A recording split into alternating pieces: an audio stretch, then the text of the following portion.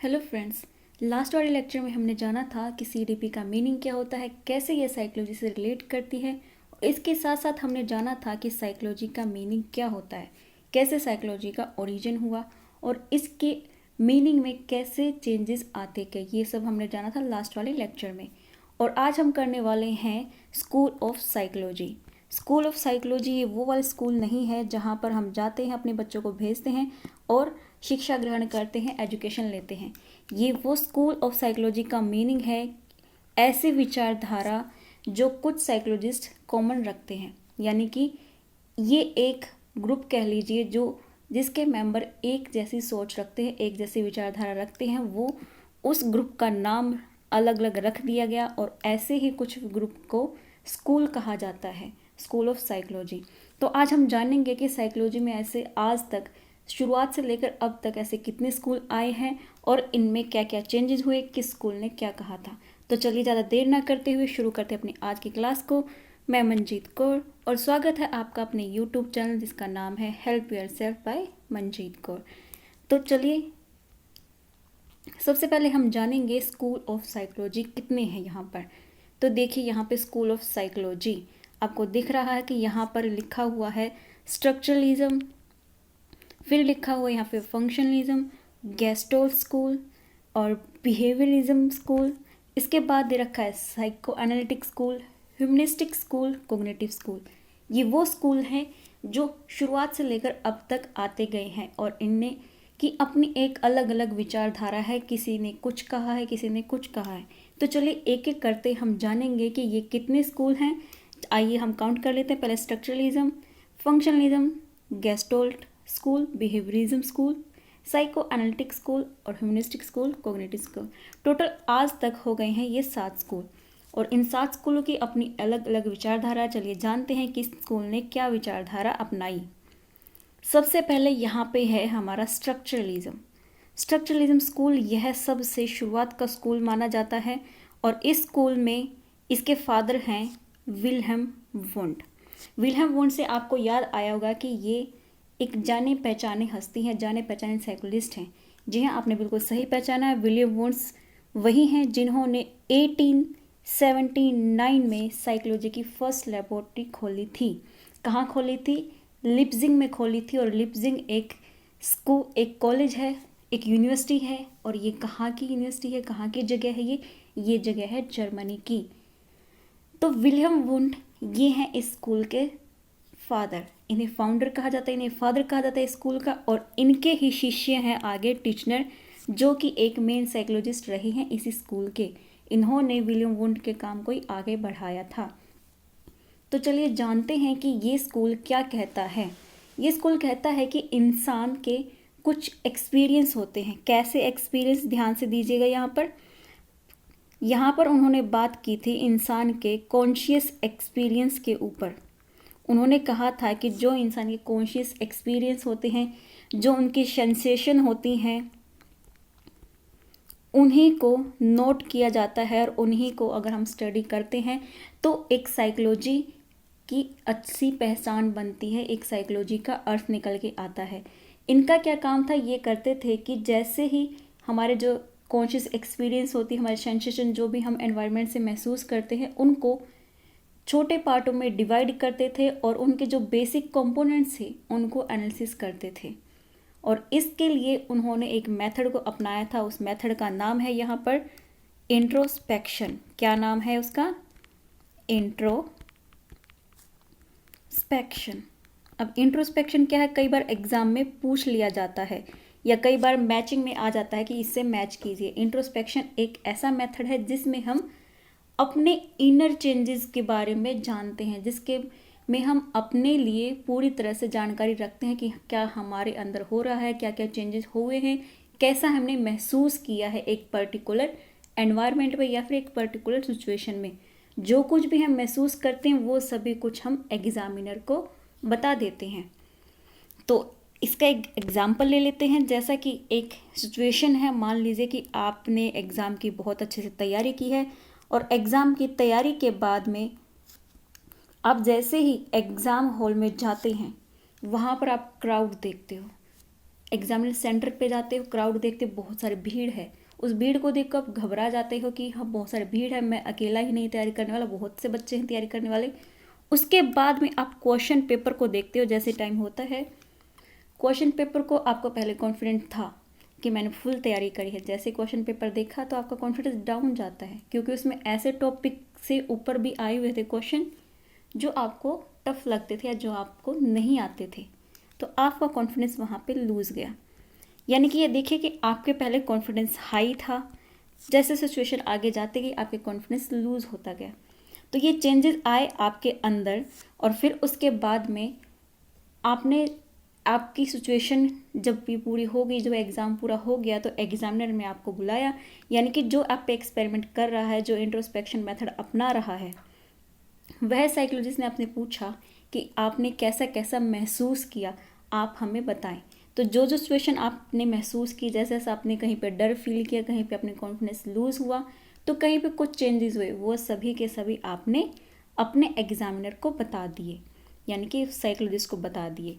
तो जैसे जैसे आपने बताया वो सभी का सभी लिख लिया जाता है, और उसके बेसिस पे आपको ऑब्जर्व किया जाता है, आपके बारे में अंदाज़ा लगाया जाता है कि क्या क्या हुआ होगा।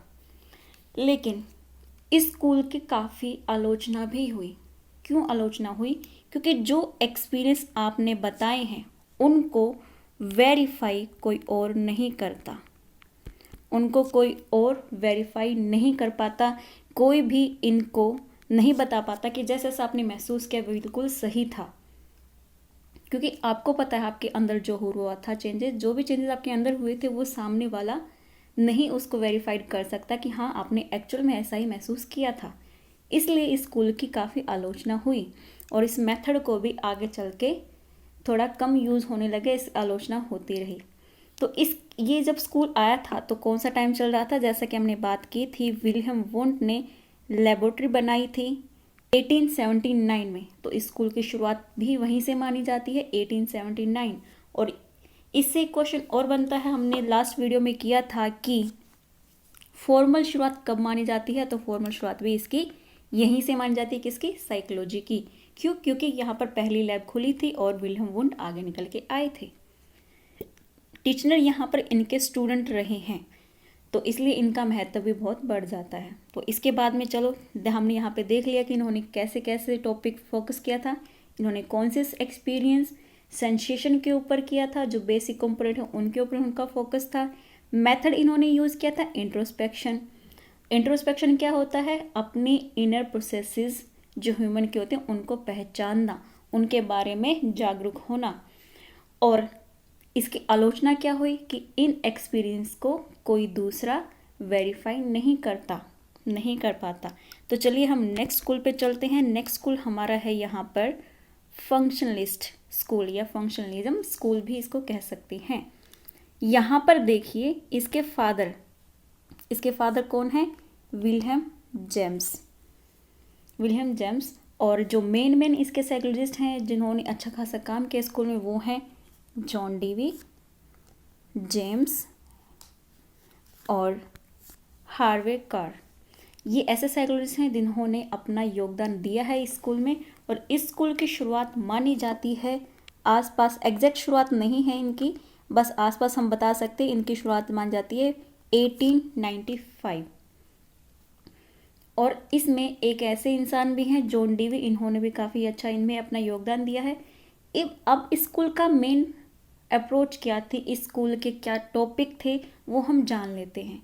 इस टॉपिक का था स्टडी ऑफ ह्यूमन, कि जो ह्यूमन का माइंड है वो कैसे काम करता है।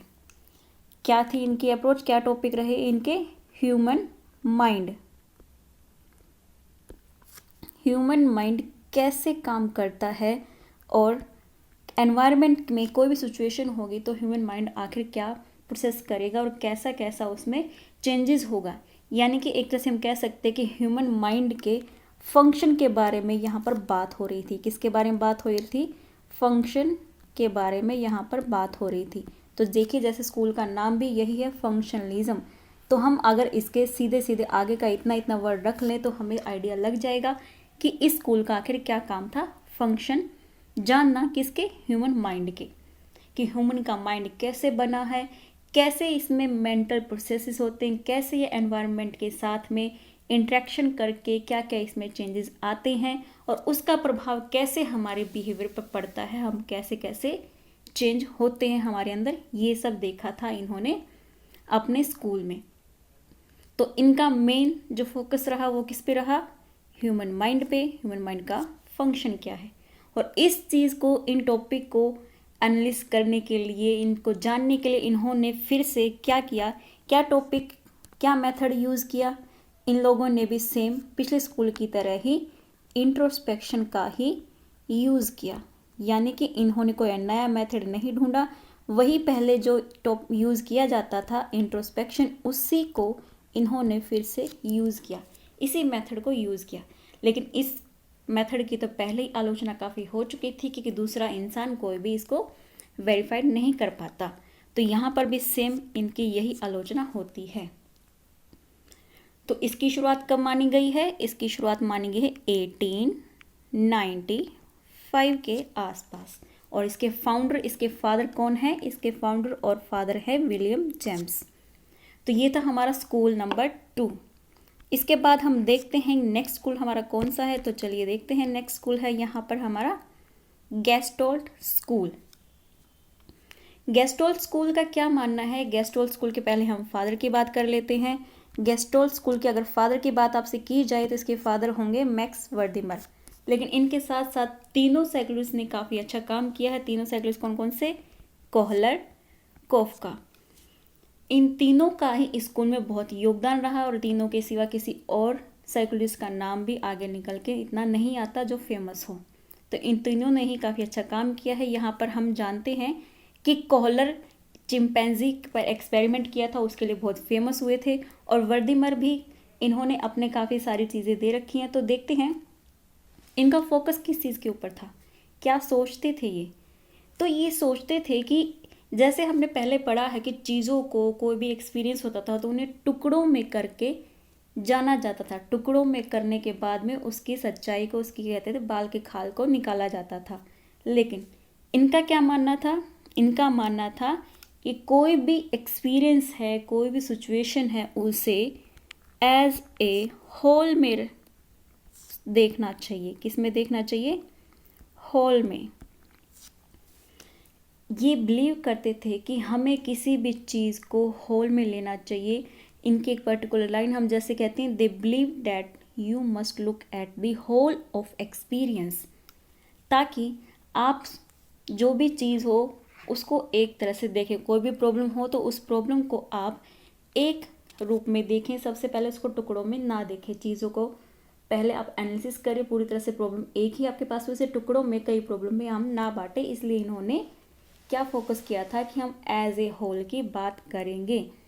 इनका फोकस था परसेप्चुअल एक्सपीरियंस में, कि आप किसी भी सिचुएशन में, किसी भी सिचुएशन को कैसे प्रिसीव करते हैं, कैसे उसका अर्थ समझते हैं। प्रिसीव होता है ग्रहण करना, कि कोई भी सिचुएशन में आप होते हो तो उस टाइम पे आप, कोई समस्या आ जाती है, कोई प्रॉब्लम आ जाती है, तो उस प्रॉब्लम को आप कैसे प्रिसीव कर रहे हो उसे एज ए होल में लें, ना कि टुकड़ों में। और अगर टीचिंग में देखें तो टीचिंग में कहा जाता है कि बच्चे को कोई भी टॉपिक आप पढ़ा रहे हो तो पहले उसे एज ए होल में बताएं कि क्या टॉपिक होने वाला, उसके बाद में आप उसके टुकड़े करके बच्चे को पढ़ाएं। और इनका मेथड था इनसाइट। जैसा कि कोहलर का एक्सपेरिमेंट था, उसे हम इनसाइट थ्योरी भी कहते हैं।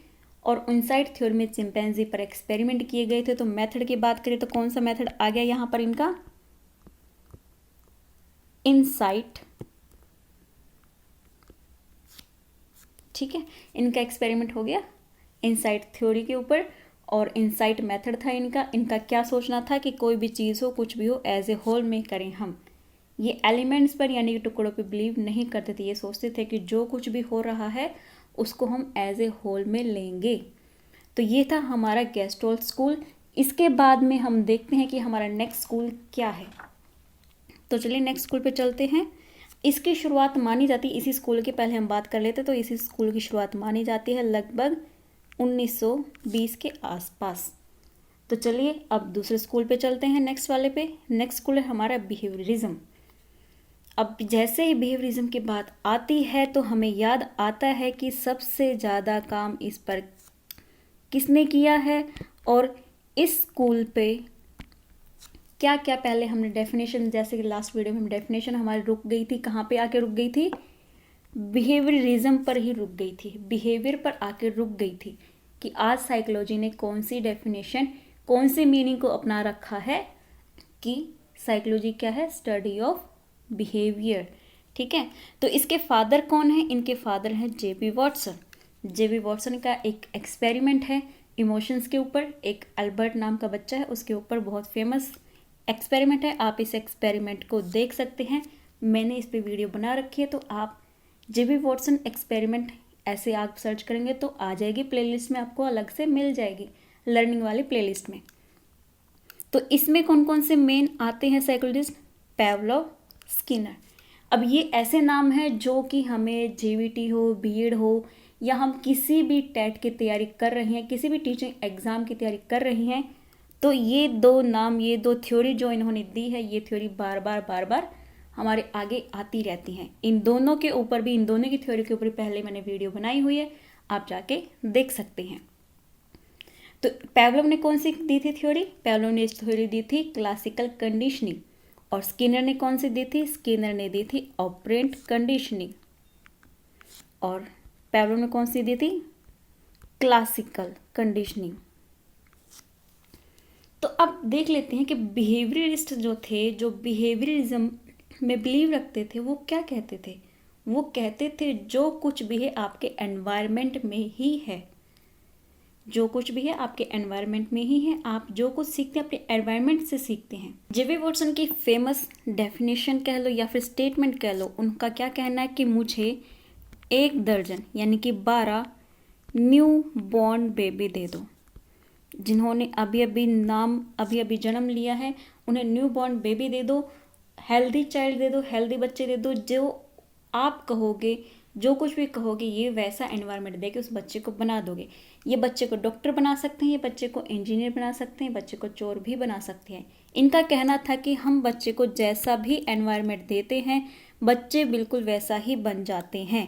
यानी कि साफ साफ ये कहते हैं कि एनवायरनमेंट ही सब कुछ है, जैसा एनवायरनमेंट वैसा ही बच्चा बनेगा, जैसा एनवायरनमेंट देंगे बच्चा वैसा ही बनेगा, बच्चा वैसा ही फील्ड में जाएगा। अगर आपको बच्चे को डॉक्टर बनाना है तो एनवायरनमेंट कैसा होना चाहिए, डॉक्टर का, और बच्चा क्या बन जाएगा, बच्चा फिर डॉक्टर बन जाएगा। तो ये कह रहे हैं, कौन कह रहे हैं, जेबी वॉटसन ने कहा था। इनकी डेफिनेशन बहुत ही फेमस ही है कि मुझे 12 यानी कि 1 दर्जन हेल्दी न्यू बॉर्न बेबी दे दीजिए, आप जो कहेंगे मैं उस बच्चे को वो बना दूंगा। तो ये थे हमारे, आज हमने किए 4 स्कूल। पहले किया था स्ट्रक्चरलिज्म, फिर हमने किया था फंक्शनलिज्म, फिर हमने किया था गेस्टोलिज्म, फिर हमने किया था अब लास्ट में बिहेवियरिज्म। इसके बाद भी जैसा कि आपने स्टार्टिंग में देखा था कि हमारे पास 7 स्कूल थे, लेकिन अभी हमने 4 ही स्कूल किए हैं। तो बाकी के 3 स्कूल हम करेंगे नेक्स्ट वीडियो में, जो कि अभी के बहुत ही लेटेस्ट स्कूल माने जाते हैं। तीनों के तीनों कौन कौन से रह गए, एक बार मैं उनके आपको नाम बता देती हूँ। इनमें एक तो आएगा साइको एनालिटिक, जो कि साइकोलॉजी की फोर्स में से एक माना जाता है। सबसे पहली फोर्स हम बता लेते हैं, इसके फाउंडर, इसके फादर कौन रहे हैं, सिगमंड फ्रॉइड। सेकेंड हम इसके आगे देखेंगे एक ह्यूमनिस्टिक स्कूल, और एक हम देखें कॉग्निटिव स्कूल। कॉग्निटिव स्कूल बहुत ही लेटेस्ट, बहुत ही नया स्कूल है जो अभी अभी उभर रहा है, अभी अभी इसमें काफ़ी चेंजेस आते जा रहे हैं। अगर आपको ये वीडियो अच्छी लगी है तो प्लीज़ वीडियो को लाइक कीजिए, शेयर कीजिए, और लेटेस्ट वीडियो पाने के लिए बेल आइकन को प्रेस करना ना भूलें। मिलते हैं नेक्स्ट वीडियो में, तब तक के लिए guys bye bye, take care.